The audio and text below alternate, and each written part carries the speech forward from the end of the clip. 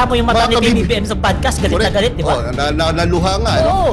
Tandaan natin, kapag mahirap, katulad yung isang mahirap sa Pangasinan ata doon, nagnakaw ng Mangga. mangga sa kapitbahay, nakulong, Ay, ganun? na-arresto. Agad-agad. Oo. Tapos ito, bilyon-bilyon ng ninanakaw. Dadaan sa Sa bayan, technicalities. tapos hindi mo pananagutin. Mukhang may mali doon. No? Kaya hindi dapat mangyari yun. At napansin ni Presidente, isang tumatak doon sa sinasabi niya, naging systematic na itong nakawan. Oo. Na for the longest time, hinayaan ilang dekada na nangyayari at nangyayari. Walang sino walang nagdakas ng loob na banggain itong mga kontraktor na yan, yung mga mayayaman na mga politiko, congressman at senador.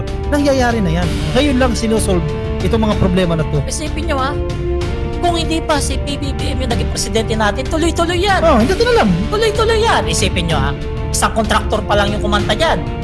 Dami nang nadamay, dami nang nadawit. What more pa kaya kung lahat ng kontraktor kumanta, lalo yung may magandang asawa na parang Si ano yan? pamangkin Si lang? Legacy. O Si yun. Legacy yan.